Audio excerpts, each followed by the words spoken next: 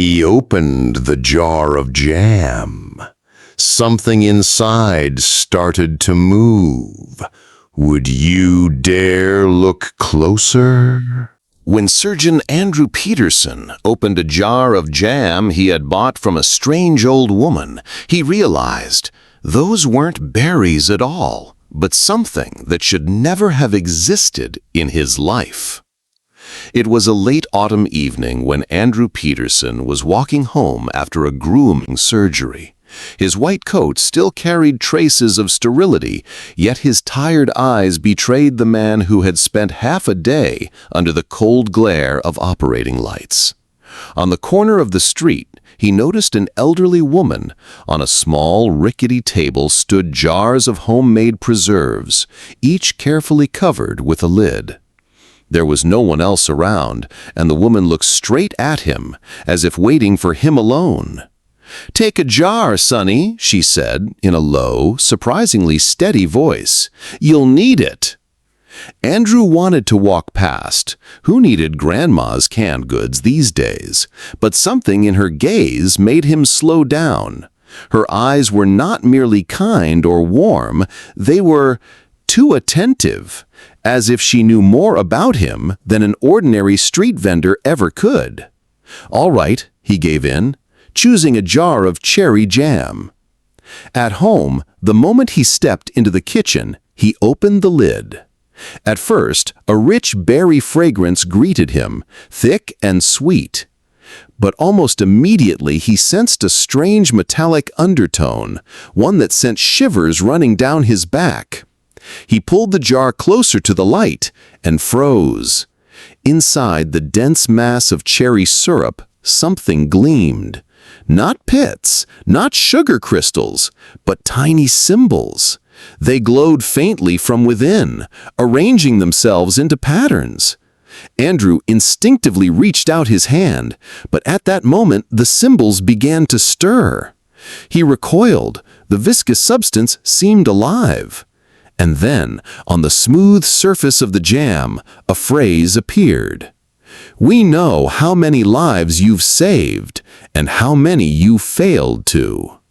Andrew sat down heavily on the kitchen chair, eyes locked on the jar. His mind, trained for precise surgical calculations, rebelled. Hallucination, exhaustion, sleep deprivation. But the letters shimmering on the thick syrup didn't fade.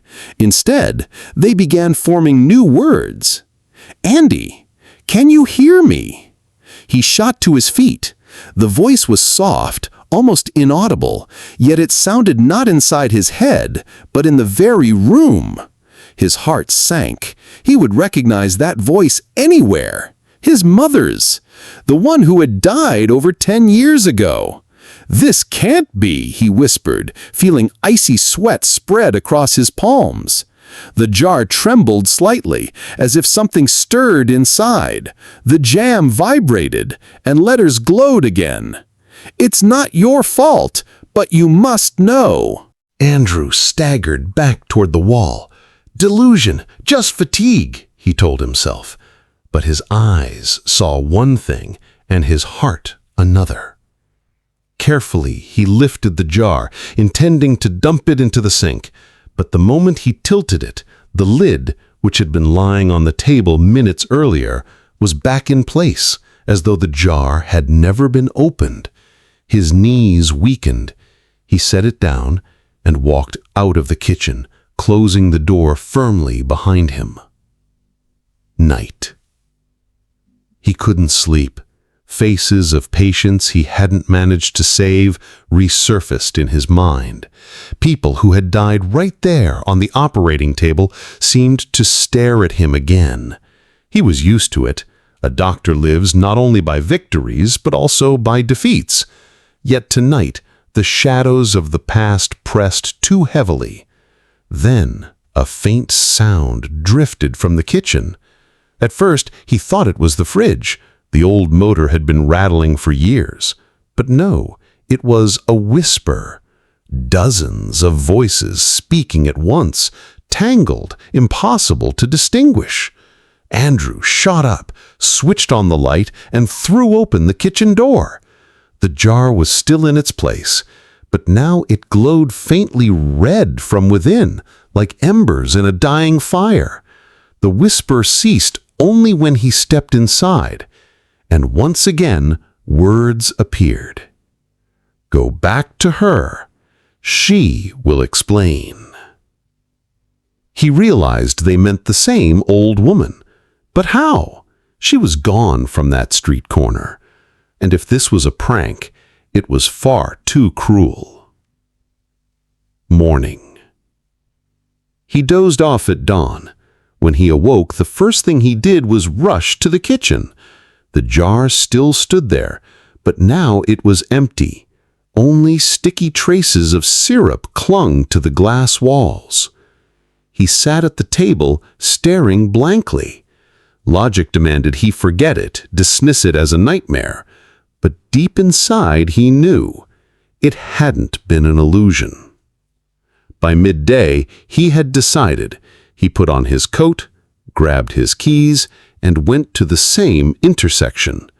But instead of the old woman and her table of jars, there was only bare asphalt.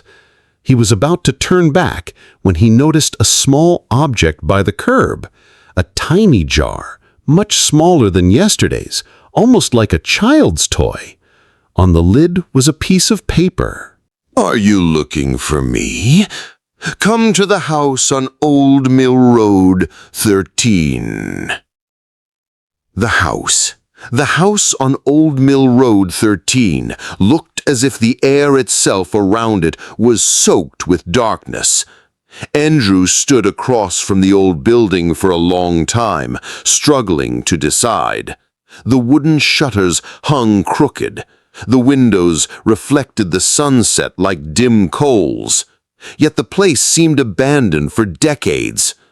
The strangest thing was that passers-by walked past without a glance, as if it didn't exist. Gravel crunched under his shoes as he stepped into the yard. The gate screeched so loudly that the sound echoed, as though something inside had been waiting just for him. He reached the door. The wood was black with age and damp, the handle coated with dust. Yet the note yesterday had looked fresh. Andrew inhaled deeply and pushed. The door opened without resistance. Inside, the smell was familiar, the same metallic tang he had sensed in the jam. A corridor stretched forward, its walls lined with dark, peeling wallpaper. Drafts stirred cobwebs in the corners. Something gleamed to the left. On an old dresser stood a jar, exactly like the one from the night before. Only now the syrup inside was thick, black, as if the cherries had rotted long ago. Andrew reached out, and the jar shivered. The dark substance within vibrated, bubbles rising and popping with faint sobs as though someone wept.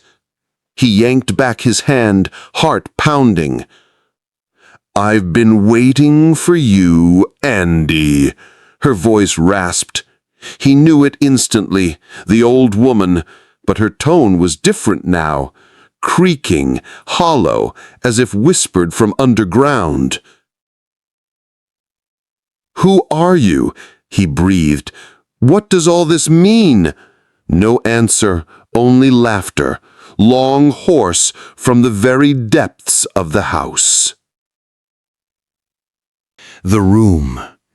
He forced himself to move deeper. The floorboards moaned beneath his steps. At the end of the corridor, a room opened, lit by flickering candlelight. On the table stood dozens of jars, large and small. Each glowed faintly, red, blue, or cold green. And in each, something stirred. Andrew drew closer and froze. Inside were not berries, but faces, blurred yet human. Some he had never seen, but a few he knew too well. Former patients, the ones he had failed to save. He stumbled back, breath ragged. "You're a doctor," came a voice behind him. He spun. In the corner stood the old woman, but now she looked taller, her shoulders squared, eyes glowing with a dull yellow light. Her face resembled a mask, too smooth, too rigid. "You think your work ends in the operating room?" Her voice was low, layered, as if many spoke at once. "No, Andrew. Every choice leaves a trace. Every death needs a place." She stretched her hand toward the nearest jar. The face within froze and screamed, but no sound came. Only the glass trembled. "They're here because you left them between worlds," she hissed, "and now they belong to me." Andrew felt the walls closing in, the air thickening like syrup. Why are you showing me this?" he managed to ask. The old woman smiled. Her teeth were too sharp, too long. "Because your jar is still empty, but not for long." Mirrors. Every jar in the room seemed like a mirror, reflecting not only the dead patients, but his own failures. Andrew couldn't tear his gaze away. The jars seemed to breathe, pulsing with the rhythm of his heart. Faces, sometimes vague, sometimes piercingly clear. At first only patients, then others emerged. The neighbor's boy, hit by a car when Andrew was still a student. He had tried to help, but failed. A girl who hadn't reached the operating room in time. Even his own father, who had died of a heart attack when Andrew was just beginning his career. He clutched his temples. "This can't be real. These are projections of my memory, imposed by this place." Yet there were too many jars. Each reflected something within him. Voices. The whisper returned. Faint at first, then louder. Dozens of voices speaking all at once. "Why didn't you save me? You promised. I trusted you, doctor. You let me go." Andrew pressed his palms to his ears, but the voices didn't fade. They spoke inside his skull. The harder he resisted, the louder they grew. "Stop!" he shouted. His cry echoed through the empty house. But in reply, all the voices fell silent and merged into one. Deep, hoarse. "Andrew Peterson, we are with you, always." The old woman. He turned back to her. She still stood in the corner, but her face was shifting. First his mother's, then a colleague from the hospital, then his ex-wife who had left him years ago. "You see only the shell," she whispered with a borrowed voice. "We show you what you already hide." Andrew's knees weakened. This was not physical terror, it was worse. His own memory had turned against him. Every person he had ever lost now breathed inside these jars. The room comes alive. He stepped back, but the walls seemed to move. The wallpaper thinned like skin, and behind it shadows pressed, reaching out as if trying to break through. He shut his eyes. It only grew worse. Behind his eyelids flashed visions, the operating room, the glint of scalpels, pale faces, the cries of relatives in hospital corridors, cries he had forced himself to forget. "I'm not God. I wasn't meant to save everyone," he screamed inwardly. The voices laughed. "How? You chose this path, and now you must pay." His own jar. Among dozens of vessels, one jar caught his eye, new, empty, standing at the edge of the table. Its glass was fogged with a thin coat of frost, and within that mist, he saw himself, not a vague shadow, a sharp reflection, but older. Eyes hollow, skin pale, lifeless. His own image inside the glass smiled, though Andrew himself stood motionless. His head spun. He gripped the table to keep from falling. "It's a lie," he whispered. "I'm still alive. I don't belong to you." But the reflection in the jar slowly shook its head. Temptation. For the first time, he wasn't sure if resistance mattered. Perhaps she was right. Perhaps every death really clung to him like a shadow, and this empty jar, not a threat, but the natural end. "You know the place is ready," she said. Her tone softened, almost tender. "You just need to accept." A weight seemed to lift from his chest. To accept would mean no more struggle, no more guilt, just release. He reached toward the jar, the illusion of the operating room. His trembling fingers brushed the frozen glass, and instantly his body went numb. The room of jars vanished. He was back in an operating theater, bright lights, gleaming instruments, a body on the table, a middle-aged man, skin ashen. Andrew recognized him, a patient he had lost. "Pressure's dropping," a nurse cried. It looked real, except the nurse had no face, a blur of mist where her features should be. Her voice came from emptiness. Andrew lunged forward, hands moving with reflexive skill, scalpel, clamp, suture, every motion rehearsed 1,000 times. Yet the man's heart refused to beat. The monitor screamed a flat line, and then the patient's eyes opened. "You failed again," he rasped. Andrew recoiled. The monitor fell silent. Around him, dozens of unseen hands clapped. Return to the house.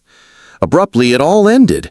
He was back among the jars, but now every vessel glowed brighter, faces writhing, mouths moving in silent accusation.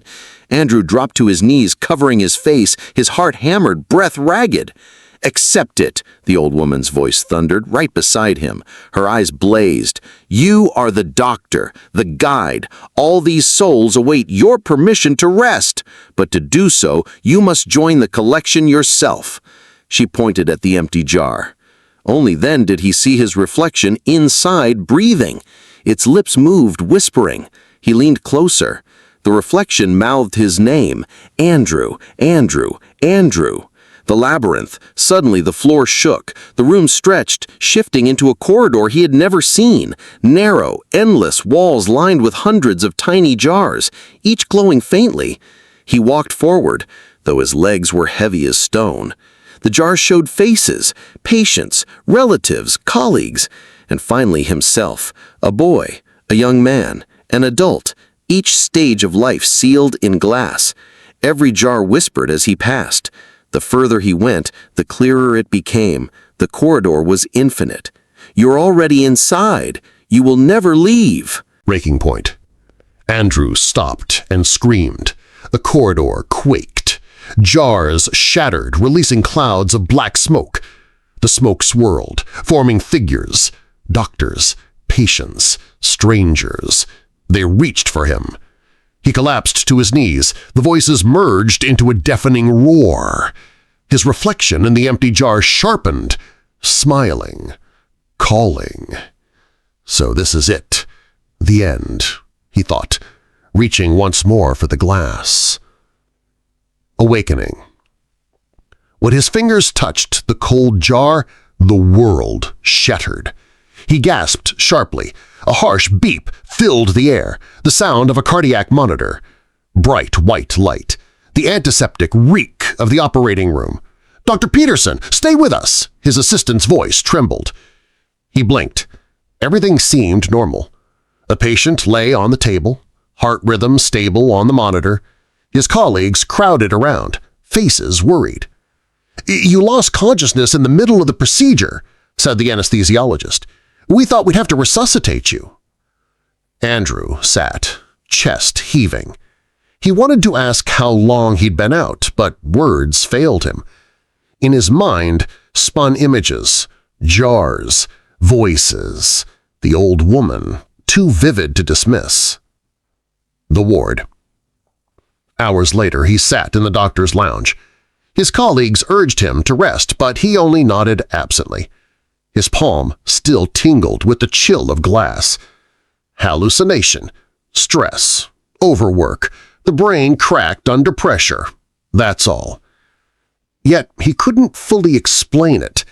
Why had the jam smelled so strongly of metal?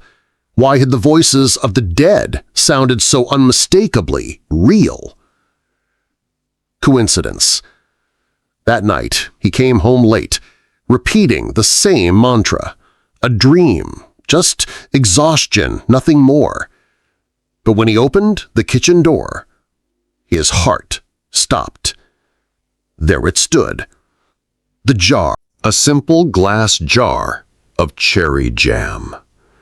Lid tight. Berries floating in syrup. Ordinary. Harmless. He stepped closer, hands trembling. Inside, nothing unusual. Andrew laughed. The sound was shaky but relieved. "See, it's over. Just my mind playing tricks." But when he reached to put the jar away, he noticed the lid. A small white sticker with neat letters. Old Mill Road, 13. Andrew froze. Cold dread clenched his chest. "This can't be," he whispered. He turned it over. The inscription remained. Real. Solid. And at that moment, in the depths of the syrup, the surface quivered, as though something inside was watching him. The end? Andrew set the jar down and shut the kitchen door tight. He could blame stress, burnout, hallucinations. He could tell himself anything. But deep inside, he knew there was no full explanation. And somewhere in the darkness, a faint whisper stirred. "You don't yet know how many jars I have for you."